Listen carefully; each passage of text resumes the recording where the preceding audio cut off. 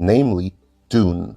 To many, myself included, director Denis Villeneuve's adaptation of Frank Herbert's celebrated sci-fi masterpiece is the most anticipated movie of the year.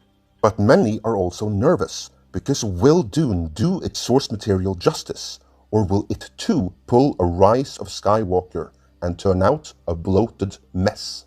We are about to at the very least get an indication, because I have received some exclusive insights from a source with ties to the production. In this editorial then, I will begin by briefly recapping what Dune is and why you should care, before relaying to you what I have been told of the production, and whether or not there is reason for worry.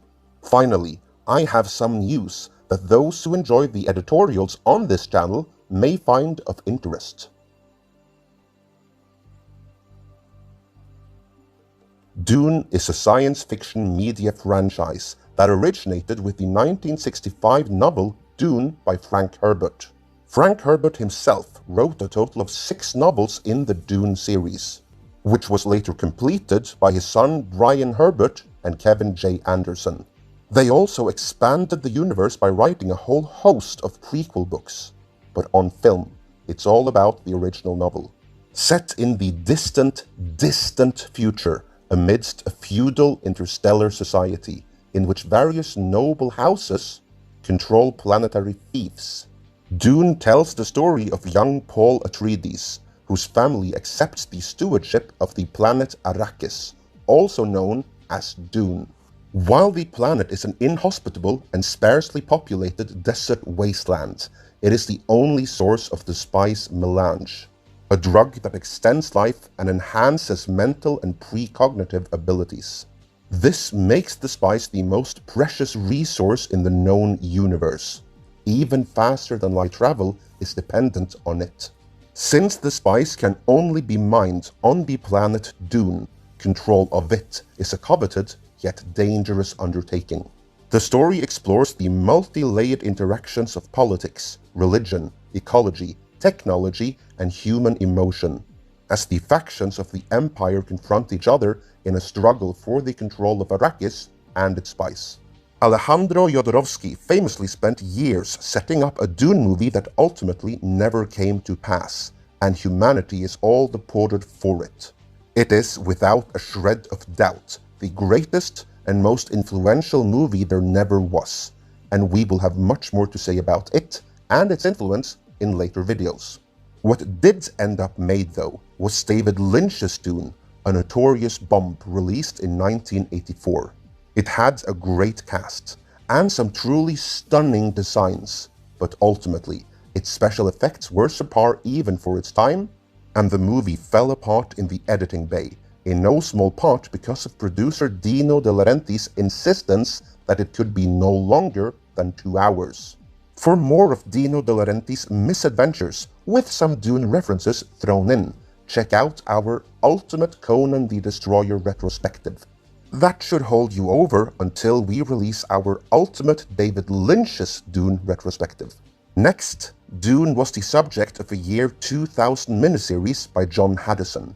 With a running time of 5 hours spread across 3 episodes, it is story and script-wise spot on. Where it falls short is in the design department and overall production value, since it was made on a TV budget 20 years ago. Still, that did good enough to warrant a follow-up miniseries, Children of Dune, which covered 2 more of Frank Herbert's books. This then brings us up to today and Denis Villeneuve's Dune. Filmmaker Denis Villeneuve was already acclaimed for his earlier movies like Sicaro and Prisoners, when he took the sci-fi audience by storm with Arrival, and then with Blade Runner 2049. When he was announced as the director for a new Dune adaptation in 2016, after a decade of false starts with other filmmakers, fans were ecstatic. He seemed like the perfect choice. Later, he was also announced to direct the premiere episode of the HBO Max spin-off series Dune: The Sisterhood. So the powers that be at Warner seemed to be going all in. For the movie, Villeneuve has assembled a cast which is nothing short of epic, featuring, among others, Stellan Skarsgård as Baron Vladimir Harkonnen, or Harkonnen, because that name is Finnish, Oscar Isaac as Duke Leto Atreides, Thanos himself, Josh Brolin as Gurney Halleck, Dave Bautista as the Beast Raban, Jason Momoa as Duncan Idaho, Javier Bardem as Stilgar, Rebecca Ferguson as Lady Jessica, Timothy Chalamet as Paul Atreides, and Zendaya as Chani or Janie. The movie looks set to be epic, and it comes with an epic price tag. What is more, Denis Villeneuve has made it clear he sees the first novel adapted as a two-parter, of which only part 1 has so far been filmed. If there is to be a part 2, part 1 kind of has to deliver, and for that to happen, it has to be good. So, what is the word from behind the scenes? Are there any rumors that should give cause for concern?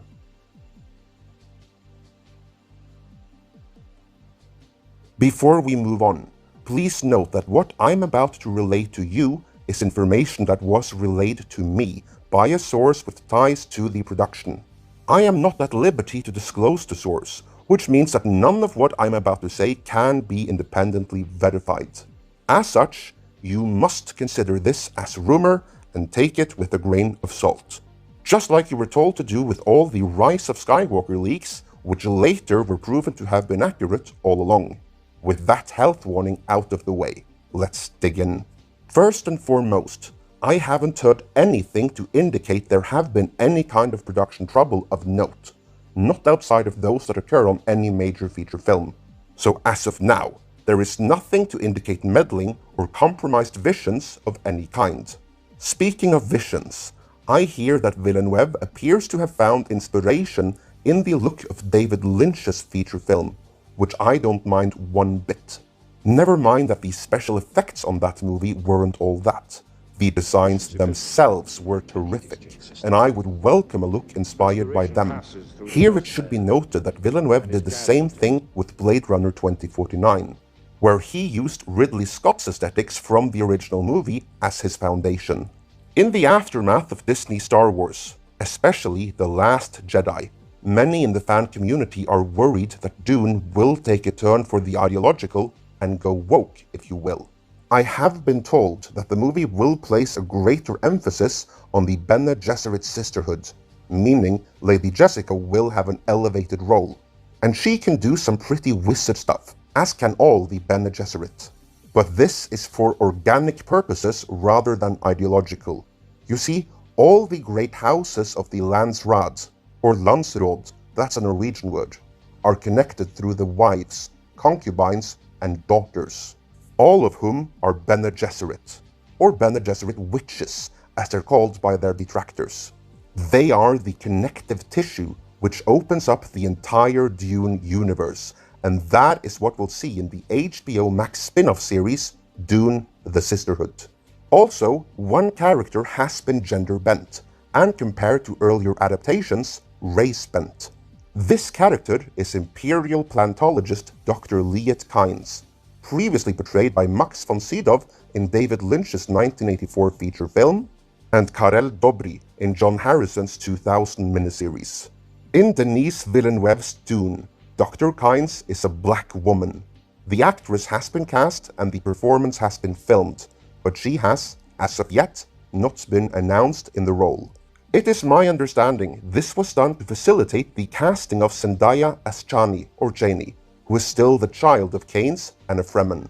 In short, anything that can possibly be construed as woke is done organically and for story purposes.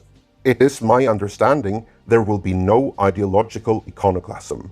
Finally, I have been led to understand that the movie ends with Paul fighting for control over the Fremen, so just when things are really getting good. So far, there is still a year to go, but at this time, I have heard nothing worrisome come out of this production. Quite the contrary. Everything I've heard so far makes me even more hyped for Denis Villeneuve's Dune and its Bene Gesserit spin-off series. I sincerely hope it earns enough to warrant not just the required part 2, but many more sequels after that. But Dune is still a year away. We have something else cool for you right now. For some time, we haven't been giving our supporters enough exclusive content. That is about to change. Some of you can't stand the sound of my voice, which is fine. Others can't get enough of it though, and for some reason even wants me to narrate audiobooks. The latter of you are in luck, because starting from January, Midnight's Edge will be beefing up our exclusive content for our backers, both on Patreon, Subscribestar, and YouTube. Everyone who pledges $10 per month will be treated to the monthly Beyond the Edge podcast, in which me and the others will detail the history and ups and downs of running a YouTube channel.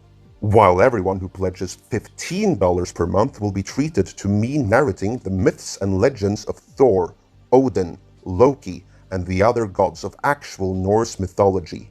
I'll also add some of my own commentary with thoughts and interpretations along the way, and that should be a treat for those of you who follow the work of Graham Hancock.